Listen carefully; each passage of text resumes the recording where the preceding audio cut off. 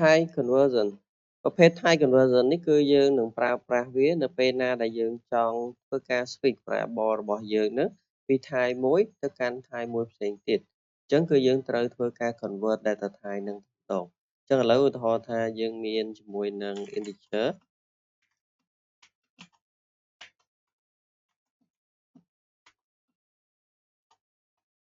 ឧទាហរណ៍ថាយើងមានតម្លៃជាមួយនឹង x ហើយជាមួយនឹង y នឹងបែបចុះ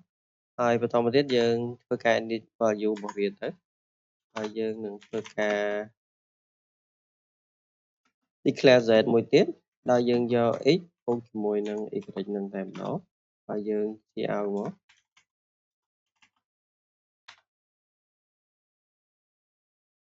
អូខេយើងឃើញថា result យើងគឺចេញត្រឹមត្រូវធម្មតាទេប៉ុន្តែក្នុងករណីនេះយើងឧទាហរណ៍ថារវាង x ហើយជាមួយនឹង y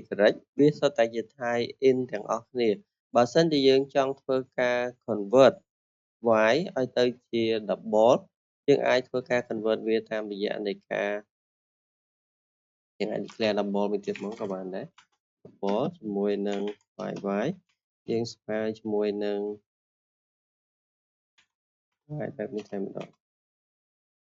នៅពេលនេះគឺយើងធ្វើការ assign integer របស់យើងឲ្យคล้ายទៅជា double អញ្ចឹង y យើងនៅកន្លែងនេះក៏វាបាន assign ទៅឲ្យ value នៃ double ដូចគ្នាដែរអញ្ចឹងឥឡូវហ្នឹងសម្រាប់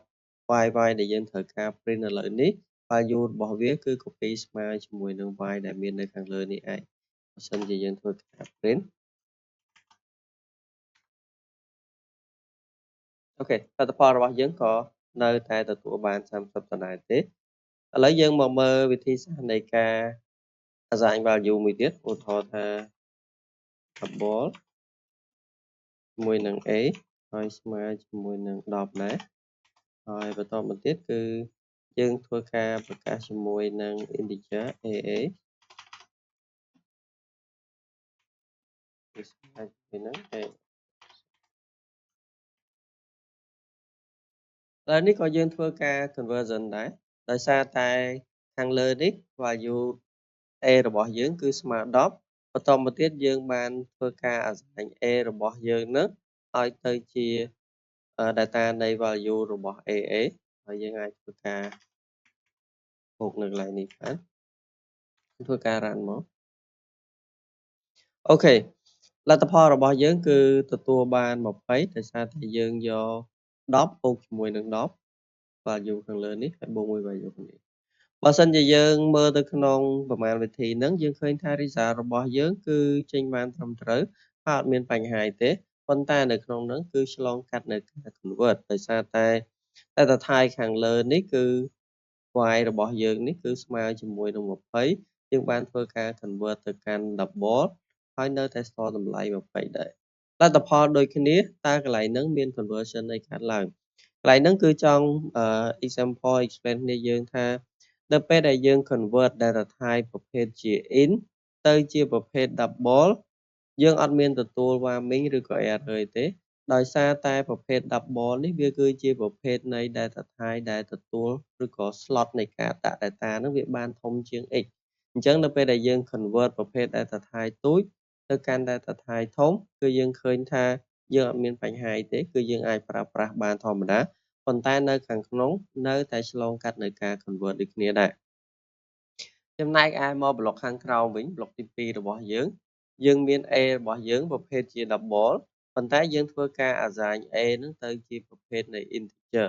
ក៏យើងឃើញថាលទ្ធផលរបស់យើងក៏នៅតែទទួលមកបានត្រឹមត្រូវដែរហើយ double នេះគឺវាធំជាងប្រភេទនៃ integer គ្រាន់តែក្នុងប្រមាណវិធីតម្លៃលេខទូចបែបនេះគឺវាអត់មានឃើញ error ទេដោយសារតែ integer របស់យើងនឹងក៏ផ្ទុកបានជាង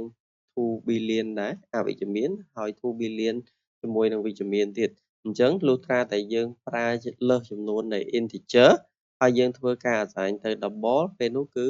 យើងនឹងloss នៃ value របស់យើងហើយអូខេអាហ្នឹងគឺ case ទី1 case ទី2គឺចង់ធ្វើការបង្ហាញអំពីប្រភេទនៃ float ម្ដងឧទាហរណ៍ថាឥឡូវហ្នឹងគឺយើងធ្វើប្រមាណវិធីចែកម្ដងមក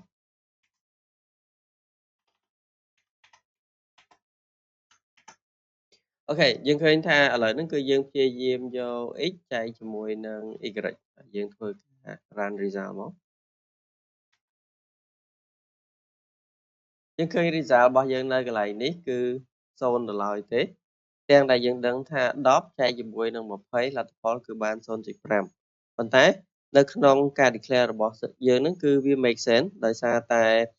value យើងខាងលើនេះជាមួយនឹង value ខាងក្រោមសុទ្ធតែជាប្រភេទ integer អញ្ចឹង integer ចែកជាមួយនឹង integer លទ្ធផលគឺនឹងត្រូវបានជាប្រភេទ integer ដោយសារតែ integer គឺអត់មាន store ប្រភេទលេខក្បៀសទេអញ្ចឹងលទ្ធផល0.ប៉ុន្មានក៏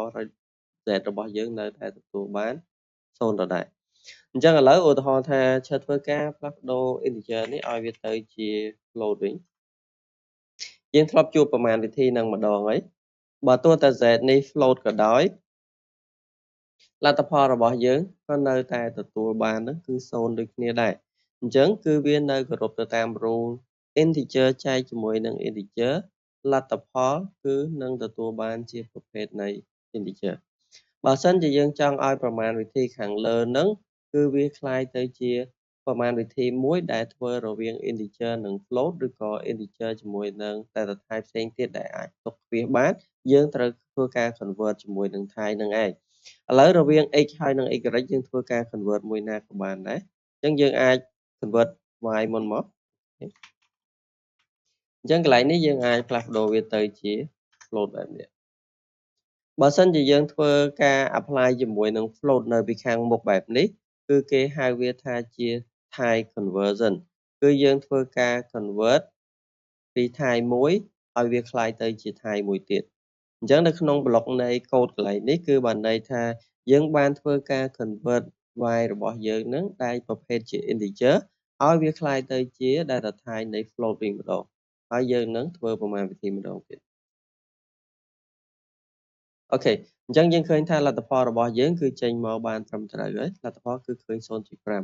អញ្ចឹងនៅក្នុងអង្គនៃប្រមាណវិធីចែកនេះមួយណាក៏បាននៃអង្គនឹងឲ្យតែវាคล้ายទៅជាប្រភេទលេខដែលមានចំនួនក្បៀសគឺយើងនឹងទទួលបានលទ្ធផលនឹងនៃចំនួនក្បៀសដូចគ្នាដែរអូខេនឹងគឺនៅក្នុង approach ទី1 approach ទី2គឺយើងអាចប្រើជាមួយនឹង C++ គេហៅ type conversion គឺយើងអាចប្រើជាមួយនឹង static cache ហើយយើងដាក់ type នៃ float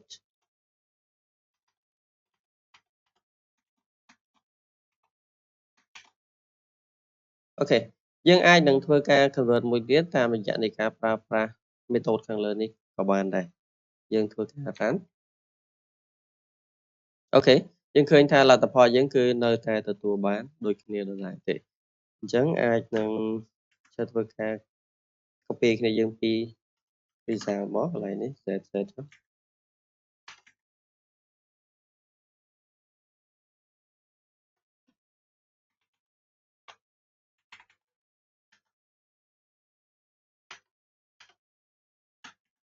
អូខេអញ្ចឹងដើម្បីធ្វើការ conversion type គឺយើងមាន2 option យើងអាចប្រើប្រភេទខាងលើនេះក៏បានយើងអាចប្រើប្រភេទខាងក្រោមនេះក៏បានគ្រាន់តែពីរវិធីហ្នឹងដំណើរការគឺអត់ដូចគ្នាទេ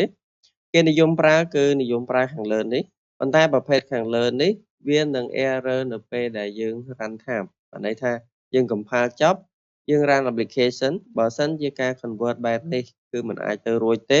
គឺវានឹង load error តែម្ដងតែនៅពេល run time តែម្ដងប៉ុន្តែបើសិនជាគ្នាយើងប្រើ method ខាងក្រោមនេះគឺចំណុចល្អត្រង់ថា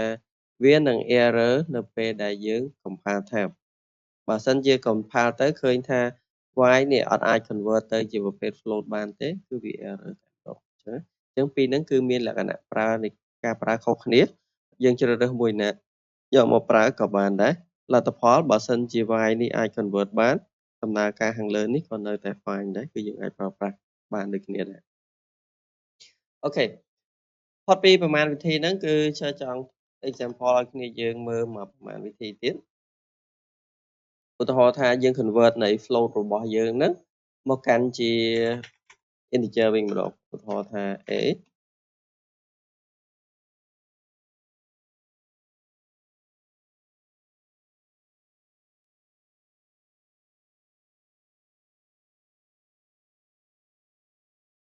អូខេ នៅក្នុង example ទី2របស់យើងគឺយើងធ្វើការ declare ជាមួយនឹង float a ជា variable របស់យើង assign តម្លៃលេខ2.5 បន្តមកទៀតគឺយើងធ្វើការ declare ជាមួយនឹង variable មួយទៀត b ដែលយើង assign ស្មើ10នៅក្នុងលទ្ធផលគឺយើងយក a បូកជាមួយនឹង b ហើយយើងធ្វើការ run មកយើងឃើញថា result របស់យើងគឺទទួលបាន12អញ្ចឹងកន្លែងនេះ10បូកជាមួយនឹង2.5លទ្ធផលជាក់ស្ដែងដែលយើង expect ថាទទួលបានគឺតម្លៃ2.5ប៉ុន្តែជាក់ស្ដែងនៅពេលដែលយើងធ្វើការគណនាទៅគឺយើងទទួលបានតែលេខ12ទេដោយសារតែនៅពេលដែលយើងធ្វើការបូកប្រមាណវិធីពីរខាងលើនេះហើយយើង assign ទៅឲ្យ c គឺវានឹងធ្វើការរុញ value នឹងចូលទៅដោយអត់មានចំនួនក្បៀសទេអញ្ចឹងគឺយើងឃើញថាតម្លៃលេខកន្លែងហ្នឹងក៏វាធ្វើការ lose value ដូចគ្នាដែរមិនថានៅកន្លែង a នេះយើងធ្វើការ convert វាទៅជា integer ឬក៏អត់ទេ value ហ្នឹងគឺវានៅតែ lose ដូចគ្នាអញ្ចឹងចំណុចដែលគួរកត់សម្គាល់នៅកន្លែងហ្នឹង float វាជាប្រភេទតម្លៃលេខដែលមានក្បៀសនៅពេលដែលយើងធ្វើការ convert ឬក៏ casting type ហ្នឹងឲ្យវាคล้ายទៅជា integer គឺវានឹងមានឱកាសដែលវា lose ជាមួយនឹង value តែនៅខាងក្រោយនេះប៉ុន្តែបើសិនជាកន្លែងនេះមិនមែន 2.5 ទេវាជា 2.0 ហើយយើងធ្វើការ run លទ្ធផលរបស់យើងក៏នៅតែ12អញ្ចឹងគឺយើងឃើញថា12.0 sorry 2.0 បូកជាមួយនឹង10លទ្ធផលវាចេញ12ក៏នៅតែត្រូវដែរអញ្ចឹងបានន័យថានៅពេលដែលយើងធ្វើការ convert data type ប្រភេទដែលមានក្បៀសទៅជាប្រភេទ data type ដូចជា integer ដែលអត់មានក្បៀសគឺវានឹងមានករណីដែលបាត់ value ឬក៏វាអាចនឹងអត់បាត់ value ដែរបើក្នុងករណីលេខហ្នឹងគឺក្បៀសជាមួយនឹងតម្លៃលេខ0អញ្ចឹងនៅក្នុង example ទាំងពីរហ្នឹងគឺគ្រាន់តែចង់បង្ហាញគ្នាយើងអំពីរបៀបនៃការ convert តម្លៃលេខពី data type មួយទៅកាន់ data type មួយទៀតប៉ុន្តែអីដែលយើង notice សំខាន់នៅពេលដែលយើងធ្វើការ convert តម្លៃលេខដែលមានក្បៀសចូលទៅកាន់ប្រភេទ data type ដែលអត់មានក្បៀសគឺយើងនឹងមានឱកាសនៃការ lose value អញ្ចឹងសំខាន់ខ្លាំងមែនទែននៅពេលដែលយើង try ជាមួយនឹង application ហើយយើងធ្វើការ convert data type ណាទៅកាន់ data type មួយទៀតយើងត្រូវតែដឹងថានៅក្នុងការ convert តម្លៃលេខឬក៏ variable ពី type ធំទៅកាន់ type តូចឬក៏ពី type ដែលមានក្បៀសទៅកាន់ type អត់មានក្បៀសយើងនឹងមានឱកាសនៃការ lose នៃ value នៅក្នុង variable នឹងឯង